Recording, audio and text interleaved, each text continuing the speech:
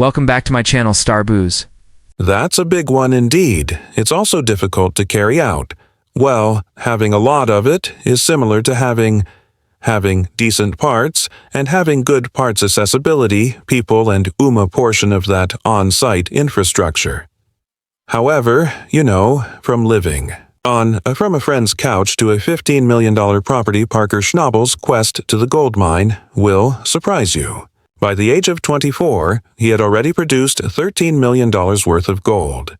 He now makes the payment. His employees earn more than physicians do in a year and drives vehicles that are more valuable than most people's homes. However, this is what you are, not shown by gold rush cameras. The outrageous visits to Vegas, the opulent cars, and the true cause of his girlfriend's breakup him. Let's explore the personal realm of the wealthiest young people on TV star. Parker Schnabel never matured, similar to most children. He was 5 years old when he was using big machinery for the first time.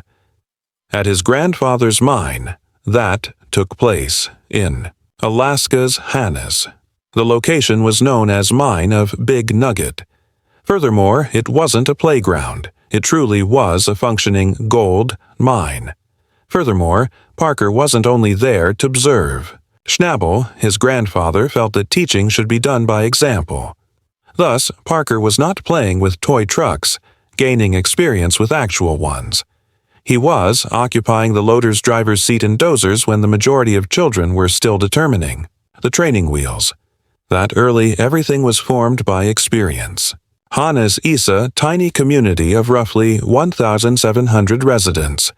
There is life and wilderness all around it. It's difficult.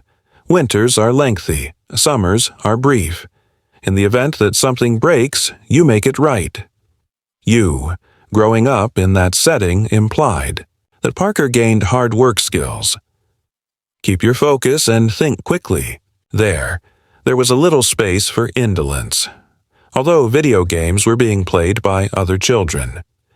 While learning how to move soil, Parker oversaw teams and recognized the importance of gold. Parker was 16 years old by then. Things began to shift. His grandfather's condition was deteriorating, more than just John Schnabel family. He was a legend and mentor in the mining industry. When John died in March at the age of 96 on 2016, the family business's burden landed squarely on Parker. He had previously been assisting with Big Nugget Mine's operations, but he was in complete control now. It was an emotional period. His grandfather's passing was challenging enough. Taking control of the whole surgery at such a young age that it was even more difficult. Parker, however, didn't return down. He assumed command and ensured that the mind remained alive. Then a choice was made. That took everyone by surprise. Rather than prior to attending college, Parker spent his whole fund for college, $663,000, which was utilized to purchase mine's apparatus. It wasn't a guess. It was a strategic action. He trusted what he was doing, and he would wager all of it. He benefited from that money, extend his business, enhance effectiveness, and extract more gold than ever previously. Although it was risky, it was successful. Eventually, that investment became millions. Parker Schnabel was just 16. Moment he moved to face the cameras for the first time. He was quiet, young, and unidentified. Gold Rush's creators weren't certain that he was a good fit. They doubted themselves. A youngster in charge of the mining team sounded unfriendly, a narrative that could support an entire season. Then, however, they witnessed him in action. Parker was raised on the large nugget, mining in Alaska. John, his grandfather, he had learnt everything from Schnabel, since he was able to walk. He wasn't merely a child with a well-known last name. He understood how to operate machinery. He could discuss the plan. He was aware of the dangers. At his initial tryout, the team observed him explain how to operate a mine from the top down. No screenplay, no coaching, simply unadulterated information. It was more than most grown-ups they had encountered. What truly advanced things was how. He worked with machinery, of course. At 16, he handled large machinery steadily hands. He was aware of each piece's function and how when to replace it, how to utilize it, and things might go wrong. He wasn't speculating. He was at work. That level of proficiency is not found in books. It originates from in the ground for years. The creators took a chance and signed him. That gamble paid well. Upon initially joining, Parker worked out $25,000 for each episode. That figure was unexpected for a person so young. However, he wasn't merely wasting time on the television. He was in charge of actual operations. He was deciding on options that could save or cost millions. As the program expanded and the viewers tracked his travels, Parker's value increased quickly. In the end, he was compensating for $100,000 for each show. Despite those numbers, Parker did not begin to live as a famous person. He didn't purchase expensive autos or enormous homes. He invested his funds in those in his immediate vicinity, hunting excursions, journey alongside his crew. At one point, he said he'd spend more on memories than material possessions. He was unique because of such attitude. He was grounded in a manner that was distinctive in reality television. It was not an easy task. Shooting Gold Rush took months to complete each season. Planning was part of that schedule. Recording and editing. For Parker, it meant dedicating the majority of his time to camera, in the field, and under duress. While the majority of teens were preoccupied with, whether in athletics or school, Parker was in the lead. Extensive mining activities in the Yukons, Center, Schnabel. Parker was, in his early 20s at the time, executed one of the most remarkable, the gold hauls of contemporary mining. It took place in Klondike, a location renowned for harsh conditions, difficult terrain, and gold. It's never simple to locate. In the course of one, Parker and his team were able to dig up $1,020 worth of gold. Gold was worth that much, $0.7 million at the time. For, considering his age, it wasn't merely individual victory. It altered how people perceived him throughout the mining industry. That haul wasn't a coincidence. Parker possessed to organize every action. He was in charge of an entire crew, operating the wash plants, maintaining machines, continuously operating, and all of, given the strict time constraints of a brief mining season. Although it was exhausting, he kept everything going. That sort of many people crack under strain. Parker gave the impression that he belonged there. He did more than survive. He ruled. What enhanced the impact of the moment was the moment. The majority of those his age were sitting in lecture halls at colleges or seeking employment for the first time. Parker was abandoned and dragging more than $1 million from the earth. That, not all, 1,029 haul was gold. It was evidence that he was familiar with the terrain. Therisk can the work more effectively than most individuals twice his age. This accomplishment became a pivotal moment. It wasn't only large sum of money. Parker became a central character on Gold Rush and shown that he wasn't merely fortunate. He was competent. Audiences began to regard him as more than just a young man holding a shovel. He was turning into a serious participant. That instance sent him on a new route with all of its consequences began with that particular season. Years afterwards, Parker did something that left even skilled miners were taken aback. He purchased $15 for Dominion Creek Million. He was only 28 at the time. Dominion had a reputation for having enormous potential gold worth up to 200 million pieces still buried. However, it also arrived with enormous hazards. In order to break even, Parker 10,000 ounces have to be mined each season. 6 years. Losing would result from missing that figure. He put everything he had into the transaction. It didn't go as planned. Within the first 4 weeks, his group only succeeded in pulling 135.0. They were slowed down by frozen terrain. Equipment began to malfunction. Everything that might go wrong seems to strike them simultaneously. Parker did not fold. He transformed strategy, introduced improved machinery, and even spent new water pumps that could cost $540,000, transport 76 gallons every minute to assist with recovery of gold. Every move was a risk, but he persisted. That arrangement with Dominion spoke highly about him. He wasn't pursuing swift breezes. He was constructing something that might endure. He was able to see past the temporary losses and had faith in the long-term benefit. The majority of individuals would have retreated. Parker gave it his all, but the pressure continued. Early in 2025, at Dominion Creek, things were difficult. The figures weren't a hindrance as he had hoped, and expenses continued to mount. Consequently, in February, in the midst of Parker made another move during the season. Hepper cased 2 additional claims, Gold Run and 2.5 Sulphur Creek Million. It was audacious, dangerous, and it took everyone by surprise. These assertions weren't chosen at random. They had a past. Sulphur Creek and Gold Run had been mined more than a century, and even after all, they still had solid gold at the moment. 2 days into the mining process, one of the cuttings, the crew withdrew at Sulphur Creek. 41.650. That's the type of outcome they hadn't seen everything season.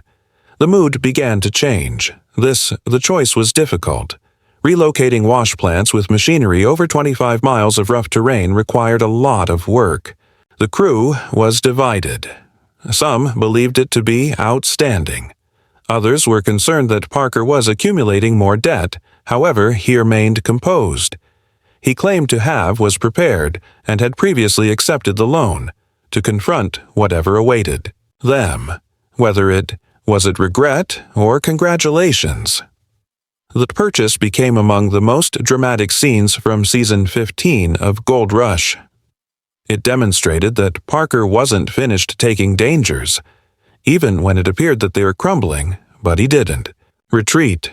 He intensified. That action reminded everyone observing his accomplishment didn't result from being cautious. It came from living and making difficult decisions. With the result, all of this wouldn't be striking if Parker hadn't previously accomplished something that most miners only imagine of. When he turned 24, he had seized gold valued at $13 million from the earth. Such a figure is uncommon.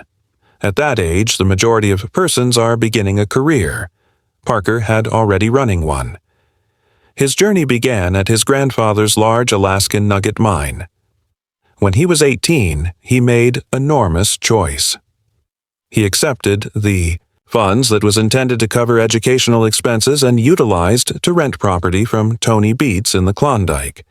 That one action molded the whole future. He began constructing Hishi's own group, managing his own website, and learning everything there is to know about the job, geology, tools, and management.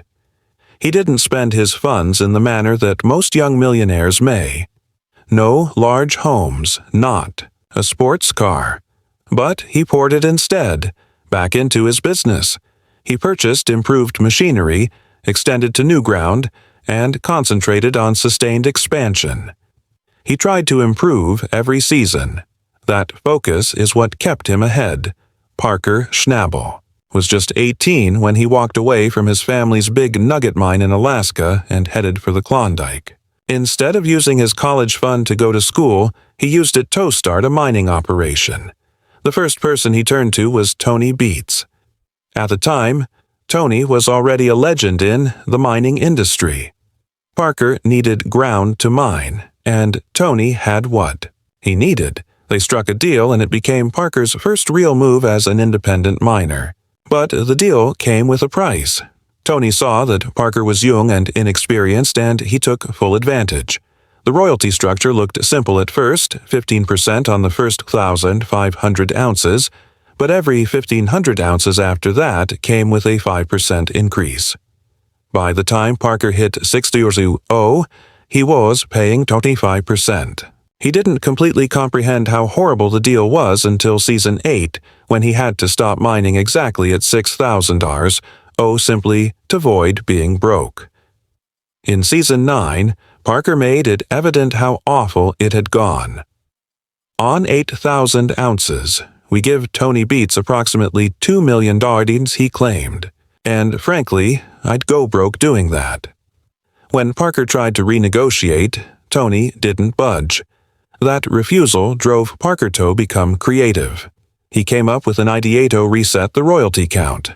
Every time his crew drew close to the 1,500 ounce, they would swap wash plants, Mark, so Tony wouldn't be able to keep track of the total along a single straight line. There was a gap, however, it was successful.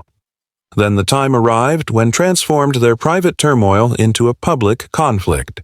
During Season 8, in March 2017, Tony discovered that Parker had been relocating soil from a different claim via Tony's ground to prevent having to pay more in royalties. Tony noticed rock trucks slinking by his garden and promptly closed everything down. He barged into Parker's business, let loose in front of the cameras. "You have been slinking through all week." "The rock truck's in the yard," Tony shouted. "According to the contract, while you're renting the space from us, which is the only content you intend to sell us." Parker refused to give up, criticized Tony for his avarice. "You'll earn more than $1 million this year. Everybody. All you need to do is relax and create cash." Tony's statement that it wasn't, Parker yelled, "Enough. Then you are free to leave. You." Their feud began with that line, into one of gold's most explosive hurried history. Their partnership remained changing as the competition intensified. Returning. During Season 4, Tony had behaved as though mentor, but by 2025, Parker was viewed by him as a complete danger. In Season 13, Tony rented Parker a portion for the premiere of his claim to the Indian River, but only that he didn't want that portion. It was a tiny sign of deference, but it was also calculated. Tony never gave Parker a straight compliment. He made fun of Parker's strategy in public. On January 28th, he claimed that Parker was biting off more in 2025 than he can consume after witnessing him attempt to simultaneously operate 3 wash plants. Additionally, Hedis approved of Parker's emphasis on short-term aspirations, claiming that it will come at a later expense. He wasn't totally incorrect either. By early, Parker owed $2.5 million in 2025. Only 9 weeks into the season, yet Dominion Creek's removal from the ground. However, privately, Tony observed what Parker was doing it. Industry insiders say. He informed Kevin, his son, that Parker's gold recovery rates were something to be aware of, from not make fun of. Tony was even aware of the child did well. The tale of Todd and Parker Schnabel Hoffman is more than a simple rivalry. It's intense conflict between pride, ambition, and entirely different perspectives about running a treasure trove. It began with an agreement that ought to have been straightforward, but evolved into something that influenced gold's future hurry. When the drama in the show peaked, Todd sold Parker a wash plant. It cost 700 grains of gold, which is worth about, at the time, it was $46,000. Todd believed he'd made a wise decision by selling off what he thought was an ineffective piece of apparatus. Parker, however, had other ideas. He managed to make it work. The identical wash plant constituted a vital component of his gold scheme. His success as a result of that junk, as it was nicknamed, was a blow to Todd had misjudged Parker's abilities from the beginning. It was more than just a painful moment. It increased the distance between them. Parker was getting up. Todd was losing his strength. Todd don't say anything either. He charged Parker with being disrespectful, particularly to senior citizens employees. According to Todd's interviews, it was difficult to see seasoned crew workers be rejected by a young person. He depicted Parker as conceited and reckless. Regarding those who had been in the company for a lot longer, this wasn't only a problem at work. It turned to become a clash between generations. Todd represented custom and expertise. Parker symbolized outcomes and change. There, the crowd was divided by dynamic. A few backed Todd, who values respect and commitment. Others praised Parker's concentration and capacity to provide outcomes regardless of what. Words weren't the end of it. Their crew's tension erupted. More than once. In fact, fights broke. On the set, extremely physical conflicts. They were not set up for drama. They were authentic. Once, a straightforward dispute regarding mining yields turned into a fight among the workers. There were charges of sabotage, yelling matches. The production got really terrible. Team had to intervene to prevent utterly disintegrating. It wasn't only uncomfortable to observe, it was harmful. Morale declined. Observers observed the increasing stress and began to question whether this is how the show could continue. Things hit a breaking point in 2018. Todd Hoffman departed from the performance. His departure was more than a commercial decision. His business had been having trouble for a while. There were hardly many profits. Parker, on then, nonetheless, was reaching all-time highs, season after season. The analogy was unavoidable. Todd was continuously compared to Parker, and the strain had its effect. In post-departure interviews, Todd acknowledged that the poisonous environment had a significant part in his choice. He said that reality TV had an impact on his private life and psychological well-being. It wasn't worthwhile. No longer. Even though he came back later, Hoffman Family Gold, a new show, when he left Gold Rush, it was the end of one of the most intense reality TV shows, Rivalries. Parker, away from the mine Schnabel's story was developing. While in Australia, in 2016, he met Ashley Uhl. As a veterinary nurse, he delivered a dazzling energy that even the harsh reality of mining was unforgiving. She was invited by Parker to participate in the Klondike, and they remained together. 2 years. Not only was she in the context, the gold chamber was where she worked. She assisted the crew. Parker even stated in a 2017 Maxim interview, Ashley was underappreciated for how well that summer passed. However, despite all the success, their partnership ended. In Season 8's last episode, following obtaining 8,400 ounces of gold, which is valued at, Parker acknowledged spending more than $10 million, something he didn't often do. He dialed the his. Split from Ashley was one of his most significant failures. He claimed he didn't turn her into a priority, and she was worthy of better. Ashley never discussed it in public. Silently, she erased all traces of Parker away from her social media accounts and went back to Australia. That quiet only made Parker's remorse stands out. More. August, a few months later, on the 13th, 2018, something caught the attention of fans. Parker shared a picture of themselves with Sheena Cowell, a British television personality. She collaborated with business Knickerbocker Glory TV engaged in the creation of reality shows. The image was of people and was intimate. Started speculating right away. Was this his recent girlfriend? The moment made it more dubious only a few months after Ashley's separation, although neither of they verified anything. Sheena had experience in the sector, which appeared to be ideal for a person leading such an peculiar way of life.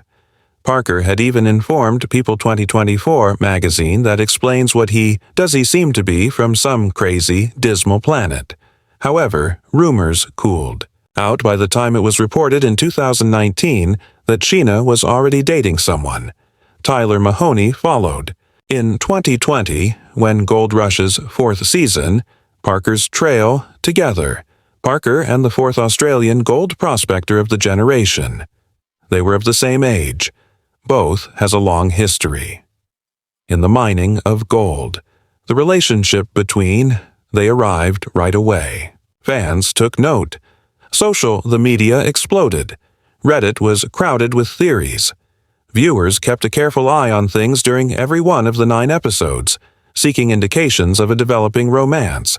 The program, it didn't back down from that notion. Their collaboration was emphasized in the editing, and a common enthusiasm, but if anything occurred in the background, it never reached the screen. In contrast to Ashley, no kiss was caught on camera, no confirmation, simply respect for one another, and nice television. Parker subsequently purchased a claim in Australia, which caused admirers to question if Tyler would continue to play a crucial role in his narrative. By 2023, and there is still no formal word as of 2024. The rumors of romance have persisted. However, neither of them has provided confirmation. Anything, it's evident that they function well, collectively. In 2018, during the Parker's Trail filming in Papua, new things between Parker and Guinea became ugly, and James Lavelle, his cameraman. Initially, they collaborated effectively. Then tension in the creative process quickly increased. In July, things blew up on the 12th when Lavelle demanded to photograph a hazardous river crossing. Parker retaliated, but Lavelle continued to roll. What transpired was isling contests that lasted more than 3 hours. They were audible to crew personnel, shouting from more than 100 meters away. By the end, Parker vowed to depart from it. The full project. Executives from Discovery had to intervene. 3 days later, in July, Lavelle was removed from the shoot on the 15th. By afterward, just 60% of the scheduled footage had been captured on camera. The show was thrown into chaos, and the expense of the adjustments findings regarding $380,000. There was more harm to come. The breach was filed by Lavelle on September 3rd of a contract dispute with Raw TV, the series production company. The situation was reached an out-of-court settlement in February 2019, yet Parker and Lavelle did not communicate. Once more. Parker landed a few months later, once more in the news. Now is the moment for something much less dramatic. March 17, 2019, at 2:15 p.m., a trooper stopped him. On the Hannes Highway, Michael Ingram in Alaska. He had been operating his 2018 6.4 MPH Ford F-150 in a 55 meters zone, just 9 meters above the boundary. He received a $60 ticket with reference number AK1903275. Ordinarily, this would have proceeded unobserved, but Parker didn't answer the ticket. Yesterday, April 12th, the court sent out a warning. Finally, he pleaded no competition on May 6th. TMZ retrieved the tale on May the 12th, and it quickly gained popularity. A widely shared tweet made fun of Parker's ability to have used pocket change to cover the fine from his gold trousers. The penalty wasn't the problem, it was the response. A few admirers began to doubt his level of responsibility. Was, in fact. Then arrived 2024. The plan was for it to be just another gold rush season. Rather, it almost broke him. While the season was being filmed, 15. A string of catastrophes befell Parker. That drove him straight to the brink. On June 12th, a significant equipment, the Dominion Creek claims collapse. The loss in the possible recovery of gold was expected to be $2.3 million. Only a few days later, allowing problems led to a 17-day outage. Days. An additional $1.5 was spent on that delay. Million in lost output and overhead. Parker's cash reserves by August 3rd were prepared to $78,000. Hardly sufficient to power the operation for a week. In a desperate, he used his 1957 Chevrolet Bear as collateral. His late father had owned the vehicle, Parker's grandfather and one of his most treasured items. He received $115,000 and utilized the funds to pay for salary. Things became really serious. He held an August 28th urgent gathering with his crew. He provided, giving them the choice to leave without punishment. 3 important team members remained. Mitch Blaschke is among them. They were employed, 2 weeks of unpaid labor to assist Parker get better. Finally, on September 7th, they hit a lucrative pay run. In a week, 172 ounces of gold were produced. That was approximately $3.5 million. It preserved the whole activity. The majority of this was discovered camera, but only brief seconds were captured into the performance. The entire tale was deemed too strong for the air. Despite everything, Parker continues to live with a surprisingly high degree of self-control. There are enormous mining activities. His team generated $24 million in season 14 Tau. By itself, according to reports, he makes around each episode costs $100,000, which comes to roughly $2 million every season. However, he doesn't spend as much as someone who does sort of money. During interviews, Parker has stated that he is not even a homeowner, beyond his mental sight. Once, he was sleeping on a couch belonging to a buddy in Los Angeles, while additional accounts indicate a different tale. According to some, he owns a number of homes, including one in Alaska, Hannes, and a home in the Yukon. According to one listing, his Alaskan residence is a 2,000-square-foot mansion with 2 bathrooms and 3 bedrooms. According to another source, he purchased his dream home for more than $950,000. He is also thought to be one among the biggest proprietors of land in the Klondike region. His cars are where he displays some of his money. He has a Ford Raptor customized in red and black specifics. A Guagan Mercedes-Benz constructed a Jeep Wrangler for rough terrain excursions off-road, a modified Chevrolet Silverado, and multiple ATVs dispersed throughout his mining property. However, he says he's not into any of that. Extravagant spending. I don't actually spending a lot of money on material goods, Hess stated. He would rather encounters. Annually, he takes his crew traveling. They went hunting. They ran in Vegas for 3 days. Once, he tended a World Series game with his father. He traveled for 3 weeks in 2023 via London. The majority of his income returns to his mining business.